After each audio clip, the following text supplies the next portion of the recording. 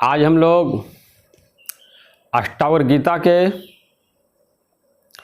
दूसरे अध्याय के 4 नंबर श्लोक की चर्चा करेंगे।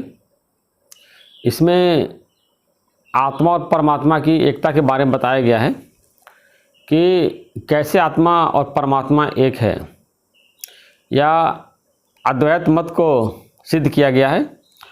अद्वैत मत के विषय में बताया गया है। तो ये श्लोक इस प्रकार है। जिस तरह तरंग और फेन जल से भिन्न नहीं है, क्योंकि जल ही उन सबके उपादान का कारण है, वैसे ही विश्व आत्मा से उत्पन्न है, अर्थात इसका उपादान कारण आत्मा ही है। तो यहाँ तुलना की गई है तरंग और जल की। अब ये जो वेदांत शास्त्र है, इसमें अपनी बातों को समझाने के लिए तरह तरह के दृष्टांत दिए गए हैं कि जिससे जिज्ञासु या साधक आसानी से समझ सके। तो इसमें जो है आत्मा और परमात्मा की एकता सिद्ध करने के लिए कि कैसे आत्मा और परमात्मा दोनों एक हैं, इसको समझाने के जल और तरंग का दृष्टांत दिया गया है। बताते हैं कि जैसे समुद्र में जो तरंग होता है, फेन होता है, जो बुदबुद होती है, वो समुद्र से अलग नहीं है, यानी समुद्र का ही एक रूप है। जितना भी संसार दिखाई देता है आत्मसत्ता की अभिव्यक्ति है, यानी आत्मा ही अनेक रूपों में भास रहा है। जो कुछ संसार दिखाई देता है, इसके भीतर की शक्ति जो है वो आत्मा है। जैसे समुद्र में जल दिखाई दे रहा है, जो फेन दिखाई दे रहा है, जो बुदबुद दिखाई दे रहा है, जो इतनी लहरें उठ रही हैं, फिर सागर में विलीन हो रही हैं, वो सब जल का ही रूप है, समुद्र की अभिव्यक्ति है। ऐसे सारे संसार में जितनी भी हलचल हो रही है, लोग आ रहे हैं, जा रहे हैं, जितने भूत प्राणी हैं, पेड़ पौधे हैं, पशु पक्षी हैं, ये सब जो है परमात्मा से उत्पन्न हुआ है।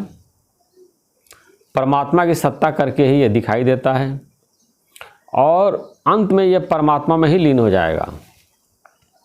जो द्वैतवादी हैं, जो द्वैत मत वाले हैं, वो कहते हैं कि आत्मा अलग है, परमात्मा अलग है। तो भिन्नता जो है बुद्धि के स्तर तक है, मन के स्तर तक है। जब तक हम बुद्धि के स्तर तक हैं, मन के स्तर तक हैं, तब तक हमको नाना दिखाई देता है। परमात्मा अलग है, जीवात्मा अलग है, भूत प्राणी अलग है, तरह तरह की मन कल्पना करता, हजारों विचार करता है। लेकिन जैसे ही हम मन के बुद्धि के पार जाते हैं, मन हमारा स्थिर होता है, तो सर्वत्र एक परमात्मा का ही अनुभव होता है। आत्मा और परमात्मा दोनों एक ही है। जैसे लहर को समझ लीजिए आत्मा, समुद्र को परमात्मा। आत्मा परमात्मा दूर रहे बहुकाल, सुंदर मेला कर दिया जब सद्गुरु मिले दलाल। जब बढ़िया सद्गुरु मिलता है तो आत्मा और परमात्मा का मिलाप कर देता है। संसारिक जो है द्वैत मत वाले हैं, वो कहते हैं कि तुम जीव हो, तुम गंदे हो, तुम बंदे हो, तुम पापी हो, तुम दुराचारी हो, तुम माला की जाप करो, तुम भक्ति करो, अभी भगवान तुमको कहाँ मिलेंगे, अभी चित्त शुद्ध करो, 15 साल जा कर के ओम का जाप करो। ऐसी बातें बता करके और उनका समय बर्बाद करते रहते हैं। लेकिन अष्टावक्र मुनि सीधे बोध की बात करते हैं। कहते तू शरीर ही नहीं हो, तुम मन नहीं हो, तुम बुद्धि नहीं, तुम चेतन आत्मा हो, वही परमात्मा के स्वरूप हो।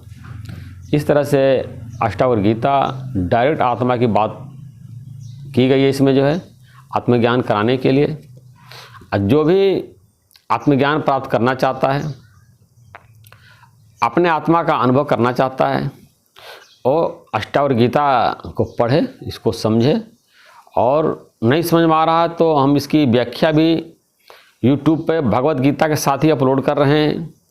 एक चैप्टर भगवत गीता का तो एक चैप्टर अष्टावक्र गीता का, तो इसको दोनों को हम साथ साथ ले चल रहे हैं।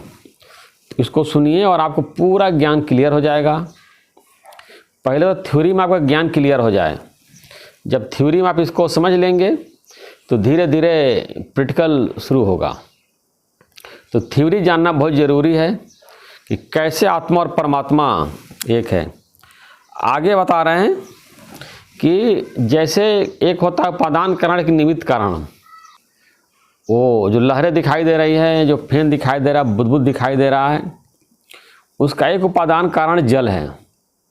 जल से ही लहर है, फेन है, बुदबुद है। ऐसे ही सारे संसार के उपादान कारण परमात्मा है, आत्मा है। और जो सारा संसार दिखाई देता है निमित्त कारण है।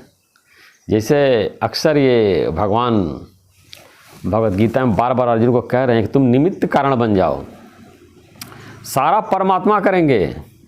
ये लड़ाई जो धर्म युद्ध है, अब भगवान धर्म के साथ खड़े हैं, सारा कार्य करेंगे, बस केवल तुम निमित्त बन जाओ।